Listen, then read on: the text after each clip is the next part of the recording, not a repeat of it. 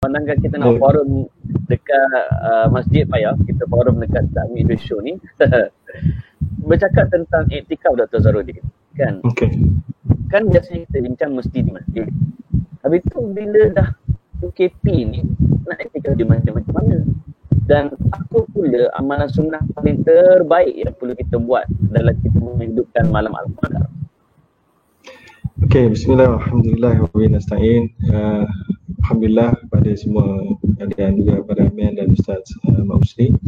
Jadi i'tikaf ini kalau kita lihat di kalangan jumhur, iaitu majoriti ulama, mereka menganggap bahawa salah satu syarat termasuklah dalam mazhab Asy-Syafi'i yang rajih menurut Imam An-Nawawi dan lain-lain, iaitulah satu syarat utama dia mesti dibuat di masjid lah.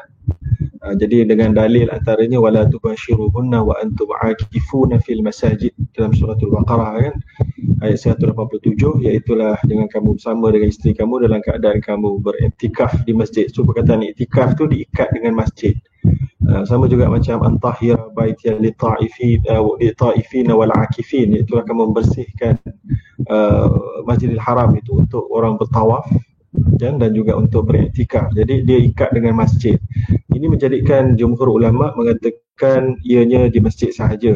Malah Imam Al-Qurtubi ada mengatakan bahawa satu syarat telah menjadi ijma' di kalangan ulama, iktikaf hanya terpakai di masjid. Tetapi telah dibantah oleh beberapa kalangan ulama, antaranya dalam ulama silam dalam mazhab Maliki kebanyakannya, yang menjadikan ianya ia sebagai syarat saja dan bukanlah sebagai satu syarat sah, tapi syarat kesempurnaan semata-mata. Lalu ada yang mengatakan juga ia dinisbahkan kepada pendapat Imam Asy-Syafi'i yang lama, yang mana asalnya membolehkan wanita untuk beriktikaf di rumah.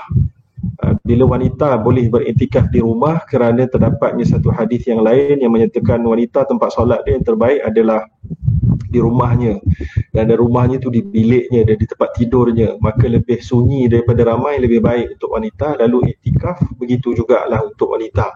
Jadi ada pendapat yang menyatakan demikian.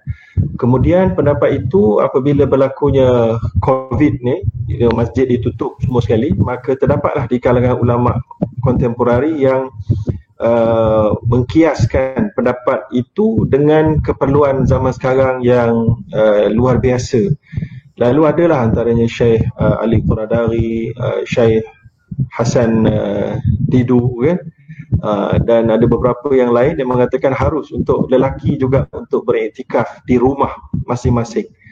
Dan mereka membawakan hujah-hujah, antaranya hujah-hujah fattaqullah mastata'tum, kamu takwalah kamu pada Allah setakat yang kamu mampu. Yang kedua, mereka kata ini adalah perkara sunat. Kalau kita sebut bahawa solat solat hari raya, solat ada sebahagiannya solat Jumaat pun boleh buat di rumah kan. So, jadi ini perkara sunat. Lebihlah lagi boleh kita usahakan buat iktikaf di rumah pun tak apa, asalkan kita tepati syarat iktikaf itu, iaitulah antaranya mestilah kita sediakan satu tempat khas untuk kita dirikan solat. Maka tak boleh kita tempat solat biasa kita, maknanya ini tempat yang luar biasa yang memang dikhaskan untuk kita iktikaf pada 10 terakhir Ramadan ni. Yang kedua, kita mestilah ada niat iktikaf masa kita duduk situ. Dan ketiga, kita mestilah memisahkan diri kita dengan dunia pada ketika itu. Maknanya memisahkan dunia itu maksudnya kita tidaklah keluar masuk ke tempat tu. Jadi kalau tempat tu dekat satu sudut, dekat satu bilik, kita duduk situ relax lama kan. Jadi kalau isteri kita nak hantar makanan, dia hantar macam tu je. Kita tak adalah turun, pergi tengok televisyen, pergi duduk keluar sekejap, tak boleh lah. So dia akan membatalkan iktikaf lah. So jadi itu yang disyaratkan juga untuk mendapatkan pahala iktikaf itu. Jadi pahala itu kita serah pada Allah SWT berdasarkan setahu mana kita punya usaha untuk mendapatkan pahala iktikaf tersebut. Sebab iktikaf ni memang salah satu ciri utama apa yang Nabi buat semasa 10 terakhir Ramadan ni. So jadi bila kita terkendala untuk melakukannya, sudah tentulah ada kemudahan di situ dalam keadaan rukhsah untuk umat Islam dibenarkan untuk lakukannya di rumah masing-masing, tapi dengan syarat-syarat yang tadilah. Sebab dia kerja dia iktikaf ni satu je, untuk kita buktikan kita telah iltamisuha fi ashril awakhir min Ramadan. Iltamisuha itu maknanya kita kena taharrau, kita cari, kita usaha, kita tunjukkan komitmen, maka iktikaf adalah salah satu bentuk yang paling tinggi untuk menunjukkan komitmen, iaitu kita seolah memutuskan diri kita dengan urusan dunia, sampaikan dengan isteri pun kita tangguh-tangguhkan. Nabi kan mengetatkan ikatan kain dia kan, aqaza'ah lahu wa syadda mi'zarahu kan. Jadi Nabi SAW mengetatkan kain dia dan mengejut isteri dia. Maknanya bagi dia Nabi SAW urusan dunia yang harus pun, malah yang harus tadi kalau bersama isteri itu katanya dapat pahala kan dia ibadat pun tidak dilakukan, menunjukkan dia nak betul-betul tumpu untuk mendapatkan fadilat Lailatul Qadar yang kita kejar sama-sama. Maknanya dia kena all out ya Dr. Zarudin? Betul. Dia kalau tak all out pun setakat mana yang mana kita mampulah untuk all out tu. Sebab setiap orang berbeza kemampuan dia kan. Dan macam doktor sebut tadi, tak ada masalah kita iktikaf kat rumah, especially di waktu sekarang ni, dengan syarat kita kena sediakan tempat khas untuk iktikaf. Dia kena luar biasa daripada hari lain. Itu ada pendapat Syafi'i Qadim, dia tak keluar lah ya. Okey, jazakallah Dr. Zarudin. Kan? Okey, Dr. Zarudin, Ludba Namhar, apa pendapat Ustaz berkenaan dengan pendapat Hamka berkenaan Lailatul Qadar hanya berlaku di zaman Nabi sahaja? Saya tak pasti adakah itu sandaran pada Hamka, tapi itu soalan daripada viewers kita. Dan soalan saya Dr. Zarudin, bila kita tengok hadis, ada banyak pendapat juga yang menyatakan tentang pada malam bilakah Lailatul Qadar diadakan. Asasnya Nabi sebut taharrau Lailatul Qadar fil ashril awakhir, 10 malam terakhir. Ada hadis kata cari pada 23 malam 23 Ramadan. Ada hadis lain kata malam ke-17, 21 dan 23. Ada hadis lain kata 24 Ramadan. Sudah. Malam mana ni doktor? Okey, jadi dari sudut tarikh, arti pertamanya soalan berkenaan adakah pada zaman Nabi semata-mata, maka sudah tentulah fadilat Lailatul Qadar ini Allah SWT turunkan dalam Quran. Dan Nabi SAW pun setiap apa yang ada dalam Quran dan apa yang Nabi sebut adalah terpakai kepada seluruh umatnya sehingga hari kiamat. Maka demikian juga Lailatul Qadar, yang mana ianya juga adalah rahmat yang dibawakan oleh Nabi SAW untuk semua umat Muhammad. So, jadi ianya terpakai sampai ke hari inilah, sampai ke hari kiamat, sampai siapa yang dapat tak dapat tu macam telah pun dibincangkan tadi. Ada orang yang mungkin dia akan tahu dia dapat, ada orang yang tidak akan tahu dia dapat. Yang penting berusaha dan mencarinya. Dari sudut bila tarikh dan waktunya, telah pun Ustaz Usni sebutkan sikit tadi bahawa memang betul ada banyak pendapat dan Amin pun ada sebut tadi. Cuma memanglah yang paling popular, yang paling sepakat adalah 10 yang terakhir. Kalau nak dikecilkan lagi, iaitulah 7 yang kecilkan lagi, iaitulah taharrau Lailatul Qadar fil witri minal ashril awakhir, daripada hadis Sahih Bukhari dan Muslim, iaitu hari-hari ganjil daripada 10 terakhir. Mula-mula 10, lepas tu 10 yang ganjil, dia narrowkan lagi kan. Kemudian lepas tu adalah pendapat juga yang lain, iaitulah yang telah mengecilkan lagi kepada Lailatul Sab'in wa Ishrin, iaitulah hari ke-27. Sebagaimana juga Ubay bin Ka'ab dinyatakan telah bersumpah, dia kata pada malam 27, dan juga disebutkan juga oleh Ibnu Mas'ud. Maka ini menjadikan negara Arab kebanyakannya mereka memang celebrate habis-habisan lah ketika tak ada COVID. Malam 27 akan dimeriahkan semeriah-riahnya.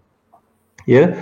Jadi kalau kita lihat dari sudut fadilatnya tadi, dia patutnya kena cari pada 10 malam yang terakhir, bukan malam 27 sahaja.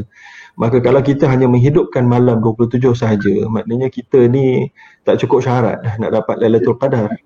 Yang nak cukup syaratnya kena hidupkan ke 10 malam, ataupun paling kurang adalah setiap hari witir daripada malam-malam ganjil pada 10 hari terakhir itu. Dan selain daripada itu juga, dia bukan hanya pada waktu malam untuk kita tunjukkan performance kita, tapi juga pada waktu siang Ramadannya. Sebab tu kita pada kali ini, pada PKP kali ini, PKPB, kita sebenarnya adalah satu rahmat, sebabnya ramai orang yang masih belum keluar bekerja. Walaupun ada yang dah keluar bekerja, tapi ada yang tidak perlu keluar bekerja, kerja daripada rumah. Maka ini menjadikan kita boleh menjaga mata, menjaga pergerakan pada waktu malam dan siang. Ya, so jadi maknanya, dan kalau kita hidupkan malam pun maknanya kita tak risau siang ni kita nak bekerja, nanti tertidur, terlentuk di depan komputer berjabat. Tidak ada isu itu. So jadi ini adalah satu kurniaan yang besar yang patut kita ambil sebanyak mungkin. Sebab tu saya kira pada tahun ini ramai orang yang boleh khatam Al-Quran berbanding dengan tahun-tahun sebelumnya kerana kita bekerja. Kita kali ini kita di rumah saja, kan? Jadi anak-anak saya pun dah boleh khatam dah walaupun tak habis Ramadan lagi. So jadi hebat lah. Masya-Allah. So nak cerita itulah dia. So jadi kesimpulannya malam ganjil dan kena usaha cari, dan pada malam tu dia bermula salamun hiya hatta matla'il fajr, iaitulah kesejahteraan dan kemakbulan dan kebaikannya. Tanazzalul malaikatu warruh, turunnya malaikat-malaikat. Sebab tu nama dia Lailatul Qadar. Ada yang kata sebabnya nama Qadar itu tadyiq, kecil dia ruang kerana banyak sangat malaikat turun untuk bertempiaran mencari orang membaca Quran, mencari orang berdoa dan seumpamanya, untuk mereka turut serta dan mendoakan kepada orang-orang ini. Termasuklah program kita ini. Jangan main-main, program kita ini entitled untuk mendapatkan apa yang Nabi pernah sebut, bahawa mu'allimin nasi khairah, satu hadis Nabi kan, iaitulah adakah kamu nak malaikat dan penduduk langit dan penduduk bumi dan hatta hud hatta namli fi juriha la yusalluna ala muallimin nasi khairah, iaitulah termasuklah ikan-ikan, termasuk semut-semut dalam sarang yang akan mendoakan keampunan, kebaikan bagi orang yang mengajar ilmu-ilmu Islam, kebaikan. So kita tengah buat ni. So jadi kenalah kita gunakan social media ke apa benda. Kalau kita pergi pun jangan duk sibuk tengok isu-isu yang tak berfaedah, tengok video-video TikTok yang tak berfaedah, tengok duk mengutuk dan membawang orang. Ini semua kita kena hapuskan. Pada 10 hari terakhir ni kita kena buktikan kita menyebarkan mesej-mesej keamanan, kedamaian, Islam, kebaikan dalam sosial media kita. Kalau kita, tapi jangan lama sangatlah sebab kita ada kerja lain nak buat kan. Supaya kita layak dapat tadi bantuan para malaikat yang mendoakan kita. Ya, sebab itulah pada malam-malam Al-Qadar ini kita banyakkan selawat ke atas Nabi, kerana satu selawat kita akan Nabi selawat ke atas kita dan para malaikat selawat ke atas kita. Selawat meminta keampunan. Sebab itulah target kita yang paling besar pada 10 akhir Ramadan ini, memastikan kita keluar graduan daripada Ramadan dengan diampunkan oleh Allah SWT. Man adraka Ramadan falam yughfar lahu, maka siapa-siapa yang dapat habiskan Ramadan tapi tidak diampunkan apabila keluar, maka Nabi aminkan malam untuk dia, ya, dan juga dia akan dijauhkan daripada Allah. Maknanya patutnya dapat Ramadan macam yang Nabi ajar tu. Orang yang dapat Ramadan, dapat habiskan ibadat pada bulan Ramadan dengan orang yang mati syahid sebelum habisnya Ramadan. Hebat lagi orang dapat beribadat pada bulan Ramadan. Tiba-tiba kita habis dapat bulan Ramadan, dari makin jauh daripada Allah kerana kita tak reti cara menggunakannya. Samalah macam umrah, samalah macam haji, tempat ibadat dahsyat tapi kita tak pandai mengacarakannya. Jadi banyak dosa balik daripada dapat banyak pahala. Na'udzubillah min dzalik. Sebab tu ini sangat penting. Sebab tu ilmu sangat penting. Sebab tu kita kena bersungguh. Sebab itu kita kena berdoa. Sebab tu kena iktikaf supaya kita terelak daripada dosa-dosa tadi ni. Bebel pula kan. Banyak pula terlebih daripada soalan. Tak apa. So jadi itulah antara yang saya nak seru kepada diri saya sendiri dan diri semua. Pada kita tak tahu. Sekarang ni musim COVID dan COVID sudah terbukti ada boleh terjangkit tanpa simptom. So jadi kalau kena kita pun tak tahu paru-paru kita boleh manage atau tidak, antibody kita boleh manage atau tidak. So maknanya kematian boleh jadi 2 minggu daripada kena. So apa lagi yang kita nak bising-bising dekat media sosial, membawang sana sini, mengumpat sana, ngutuk sana, mencaci sana, maki hamun sana. Tutup sama sekali. Ya baghiya syarr aqsir, Nabi kata kan dalam hadis kan, malaikat, wahai orang-orang yang suka buat kejahatan, cukup. Ya baghiya khair aqbil, kita sambut sekarang ni. Itulah seberingkas kan. Subhanallah, Dr. Zarudin seriously sentap. Siapa yang terasa memang hashtag mohon terasa. Cuma Dr. Zarudin, adakah untuk menghidupkan malam Al-Qadar kita kena tidur dulu lepas tu bangun untuk beriktikaf, ataupun cukup sekadar kita sembahyang tarawih, sembahyang isyak berjemaah, sembahyang tarawih dengan imam sampai habis, lepas tu bangun subuh berjemaah, sudah kira berqiyamul lail? Macam mana tu Dr. Zarudin? Okey, asalnya man qama Ramadan imanan wa ihtisaban ghufira lahu ma taqaddama min dhanbih. Siapa yang bangkit, man qama Ramadan, bangkit itu lebih dirujukkan kepada mendirikan solat lah, yang menghidupkan malam-malam Ramadan ini, yang merujukkan juga kepada solat tarawih, ya. Jadi ia sebenarnya ada dua. Satu, menghidupkan malam dengan pelbagai jenis ibadat. Itu tidak perlu kita tidur terlebih dahulu. Tetapi untuk mendapatkan fadilat tahajud tadi, maka kita perlu tidur dulu. Ya, wa minal laili fatahajjad bihi nafilatan laka asa ayyarabuka maqaman mahmuda.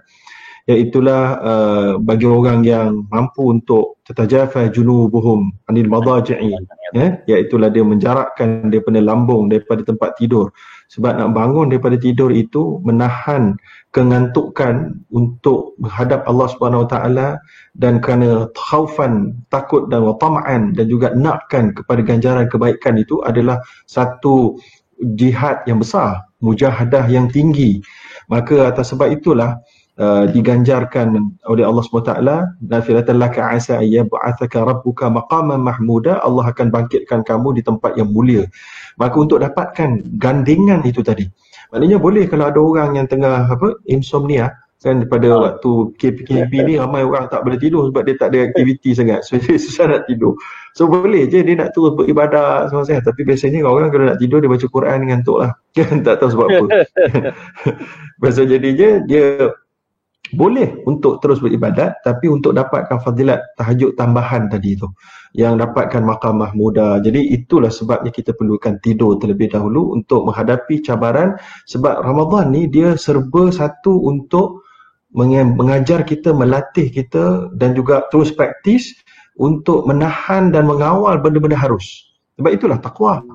Lam yablughul abdu darajatal muttaqin hatta yada' ma la ba'sa bihi hadaran lima bihi ba's. La yablughul abdu darajatal muttaqin, tidak akan sampai seorang itu darjat muttaqin sehinggalah dia tinggalkan benda yang lebih-lebih kurang benda-benda harus. Dia mampu tinggalkan benda-benda harus kerana bimbang jatuh kepada benda-benda yang haram. Jadi kita nak latih diri kita, la'allakum tattaqun kan, kutiba alaikumusiyam, ujung dia la'allakum tattaqun. Jadi itulah tujuan dia. Kita latih bangun sahur supaya kita lawan kengantukan kerana bangun sahur, dan juga tasaharu fa inna fis suhuri barakah, kerana adanya barakat, adanya istighfar pada waktu tu. Kita tahan bersama suami isteri pada siang hari, kita tahan makan yang harus, minum yang harus pada siang harinya, ya, dan kita tinggalkan lafaz-lafaz yang kasar, kita kawal kemarahan kita, ini saim kan. So jadi kalau kita lam yarfuth dan wa qaula zur, pada siapa yang man lam yada' qaula zur wal amal bihi falaysa lillahi hajatun fi ay yada' ta'amahu wa syarabah. Siapa yang tidak meninggalkan kata-kata nista, bohong pada bulan Ramadan, maka tidak dia dapat apa-apa kecuali dapat tinggalkan lapar dan dahaga semata-mata. Kamin sa'imin dan hazzuhu min siyami, apa orang yang puasa, ganjaran daripada puasanya hanyalah lapar dan dahaga. So jadi atas sebab itu tidur dan bangun itu adalah satu latihan yang besar, mujahadah yang besar, menunjukkan komitmen kita kepada Allah SWT itu sangat tinggi. Maka kerana itulah kita kena tidur dulu, dan juga nakkan kesegaran. Itu dari sudut biologinya lah. Sebab kalau kita tidur, mata kita lemau, ibadat pun lemau juga. So kita tidur dulu, memang lemau juga bangun kan, tapi sebab dah sahur semua sekali tadi, sepatutnya dia lebih segar. Begitulah lebih kurang. So maknanya bila tidur tu, situlah datang perjuangan sebenar sebab nak bangun balik kan. Plus sebab tu subuh kan ramai orang tak mampu nak solat subuh, kerana orang munafik tanda dia tak boleh solat subuh dengan tak boleh solat isyak. Sebab isyak waktu dia tengah bergembira, subuh dia tengah tidur. Tanda orang munafik, dua solat ni dia tak boleh nak buat dengan bagus. Masya-Allah. Kan tidur. So pada semua penonton, bermula hari ni tolong jaga subuh, tolong jaga isyak. Pada masa yang lain pun jangan tinggal pula.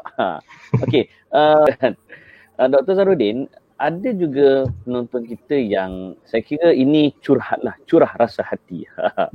Di mana mereka ni kata, Assalamualaikum Ustaz, bagaimana pula kalau tahajud belum sempat, sampai sekarang ni pun tarawih pun beberapa rakaat yang tak sempat nak buat. Ada harapan tak capai malam Al-Qadar ni? Mohon pencerahan Ustaz. Jazakallahu khair. Baik, yang pertama sekali kita nak Allah SWT sebut dalam hadis Qudsi kan, iaitulah inni ala dhanni abdi bi, aku berada di atas sangkaan baik hamba-hambaku, ya. Maka kita kena sangka baik pada Allah terlebih dahulu pertama. So jadi ada orang yang tak sempat kerana sebab-sebab yang kesihatan tubuh dan seumpamanya, mereka dapat ganjaran Lailatul Qadar. Sama juga macam orang yang mungkin tak sempat nak pergi haji pada tahun ini, tapi kemudian dia meninggal dunia sedangkan dia sangat-sangat ingin melaksanakannya dan sangat-sangat committed belajar dan seumpamanya, tanpa disedari di akhirat kelak dituliskan baginya pahala mendapat haji.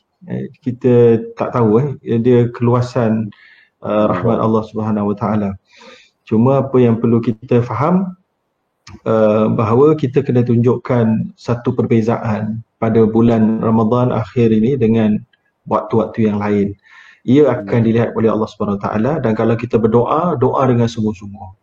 Jadi ada orang dia tak mampu nak solat banyak mungkin sebab kesihatan tubuh, ya, maka dia berdoalah banyak-banyak sampai menangis-nangis, dan kalau tak menangis, buat menangis supaya datang tangisan yang sebenar. Ya, jadi itu memang ada dalam nas di kalangan ulama dan para sahabat yang buat nangis.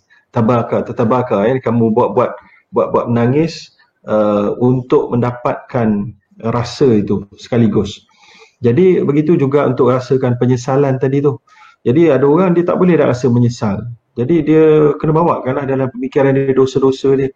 Kalau dia tak boleh bawa, dia bawalah benda yang sedih dalam hidup dia dulu. Tapi benda yang sedih tu bukan melibatkan dosa, tapi melibatkan benda-benda lain. Contohnya tak boleh balik raya sebab tak ada tiket ataupun PKP. Lalu dia menangis. Bila dah start menangis tu, directkanlah tangisan tu kepada dosa-dosa.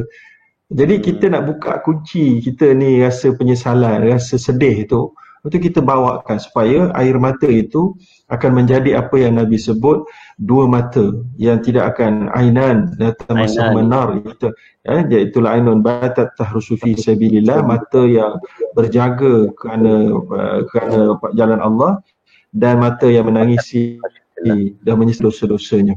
Jadi pada waktu ni tiap-tiap malam mesti ada tangisan, titisan air mata. Itu KPI dia.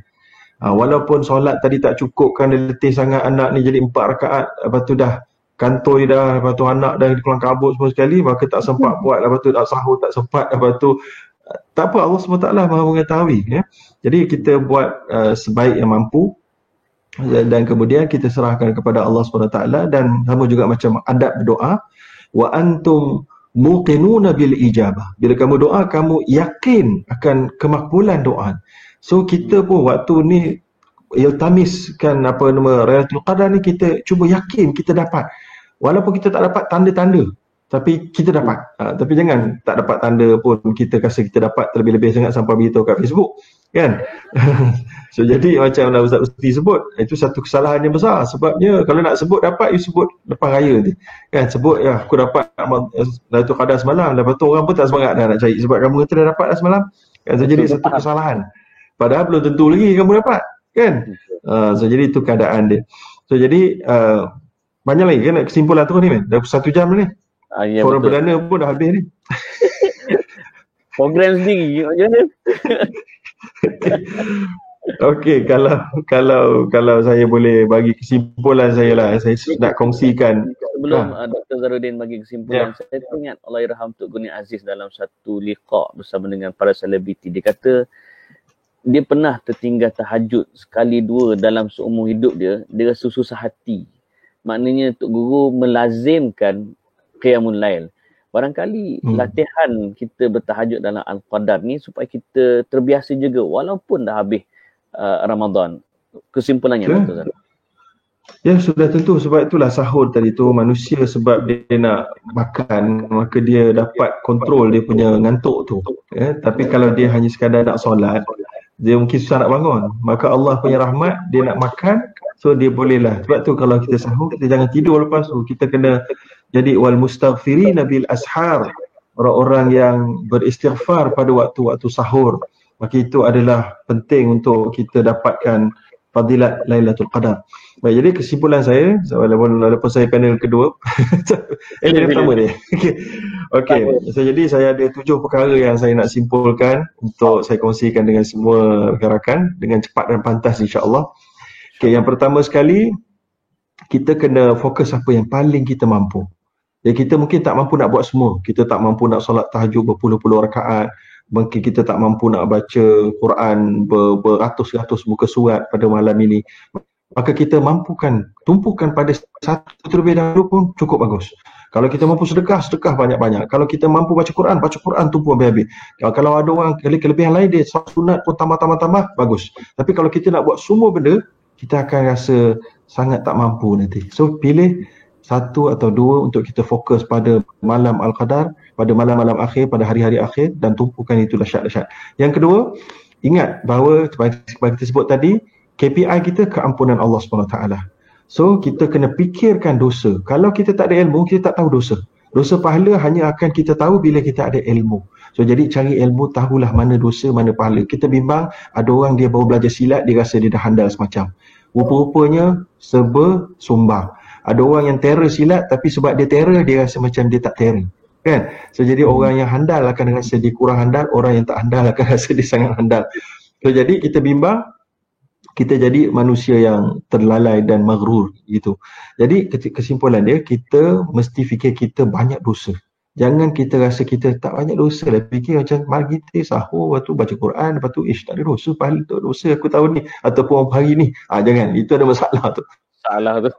So jadi kita kena minta ampun. So dosa ada 2 jenis. Dosa pada Allah, kita minta taubat, istighfar, dan dosa pada manusia. Ini sangat penting. Tertakluk keampunan Allah, dosa pada manusia ini dengan keampunan manusia terlebih dahulu. Mengumpat, mengata, memfitnah dan seumpamanya, ini semua perlu dapatkan keampunan. Sebab itulah disebutkan oleh Nabi juga dalam satu hadis kan, man kana indahu mazlama li akhihi, siapa-siapa yang ada buat suatu kezaliman kepada saudara dia, min ardihi aw min syai'in falyatahallalahu minhu al-yawm, siapa-siapa yang ada buat benda ni, hendaklah dia sudut maruah dan seumpamanya, dah dia minta ampun, minta halal daripada saudara dia hari ini. So ia adalah prasyarat untuk mendapatkan keampunan Allah SWT.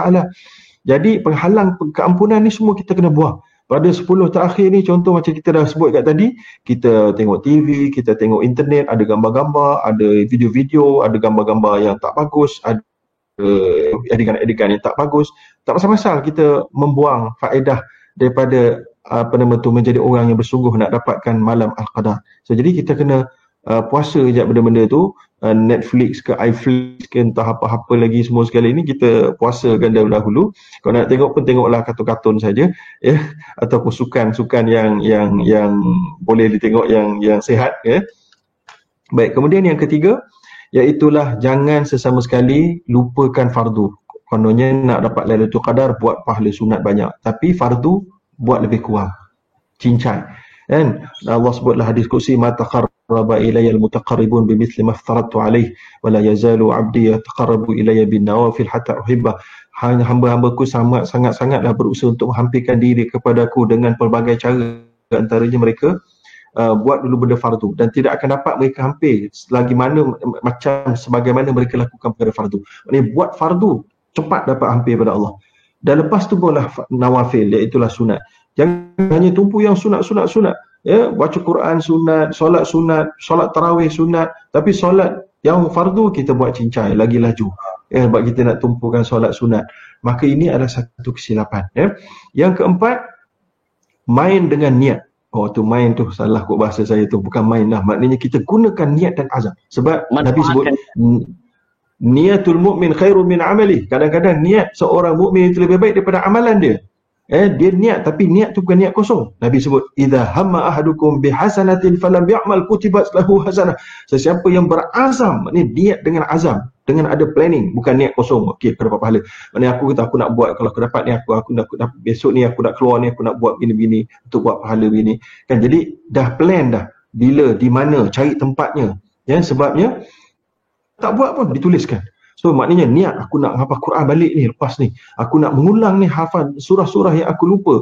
Aku nak buat berjasa pada ibu bapa. Niatkan banyak-banyak sebab dia akan mencapahkan pahala kita dengan dahsyat sekali pada hari-hari terakhir Ramadan ini.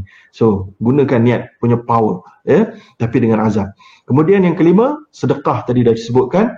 Sedekah ni usaha nak cari ni susah tuan. Kan, sedekah ni nak cari siapa nak terima, bila nak terima, macam mana nak bagi, macam mana nak angkat, macam mana nak beli. Oi, susah tu.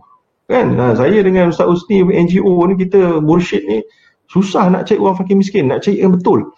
Sebabnya macam zakat pun saya, Ustaz Usni lagi mahir lah. Saya juga ada bantu-bantu lembaga zakat setara tu. Mereka kata banyak orang yang menipu. Mereka menipu rumah yang miskin, dia ada rumah yang lain, tapi dia nak dapat bantuan, dia duduk rumah yang miskin. So, jadi orang pun tertipu sebab dia sentiasa nak dapatkan bantuan, padahal dia kaya, disorokkan harta-hartanya. Na'udzubillah min dzalik, kita tak tahulah. Sebab tu usaha mencari fakir miskin mesti dibuat oleh amil, mesti dibuat oleh kerajaan supaya tak salah bagi duit zakat. Kalau salah maka kerajaan kena tanggung. Sebab itulah dia orang banyak borang, banyak checking. Tu Ustaz sendiri lagi mahir lah. Yang keenam, dapatkan bantuan malaikat untuk gandakan amalan kita. Macam saya sebut sini. Yang pertama, selawat. Yang kedua, sebab selawat ni menjadikan malaikat Jibril pun dekat dengan kita. Kan, baca Quran menjadikan kita duduk dah halaqah malaikat. Malaikat semua pakat dengar ramai. Oh, bagus. Kan? Mau dengar ramai. Kemudian ajarkan benda baik yang saya sebut tadi kan, innallaha malaikatahu wa 'alas samawati wa 'alal ardin hatta al-hu'atan nabi fi juwari la yusalluna 'ala mu'allimin nasi khaira, iaitu doa para malaikat, ikan-ikan di lautan. Hui, ramai ni. Kita punya live ni pun 100 orang dia tengok kan. Tapi kalau kita buat benda baik ni, walaupun 100 orang dia tengok, tapi ikan-ikan kat laut tu yang belum kena tangkap lagi, ya. Termasuklah semut-semut kat rumah kita tu berdoakan kita. Nampak? Jadi walaupun kita tak popular ke, orang tak ramai solat jenazah kita, tapi dengan apa kebaikan yang kita kongsikan, maka malaikat akan menjadi dia punya multi level gandaan dia. Yang terakhir, iktikaf di rumah tadi ada khilaf, tapi ada pendapat ulama yang mengharuskan dengan syarat-syaratnya. Maka kalau mampu buat, buat. Kalau tak mampu buat, iktikaf boleh diqadakkan selepas bulan Ramadan. Itu juga pernah dilakukan oleh para sahabat. Macam juga solat tahajud pun boleh qada sebenarnya. Bagi mereka yang dah melaziminya, mereka qadakan. Sebab tu ada di kalangan sahabat yang solat lepas solat subuh. Ni apa halnya solat subuh tak ada solat rawatib, boleh dia qada. Solat malam dia tertinggal. So, jadi itulah 7 nasihat saya sebagai kesimpulan. Wallahu a'lam.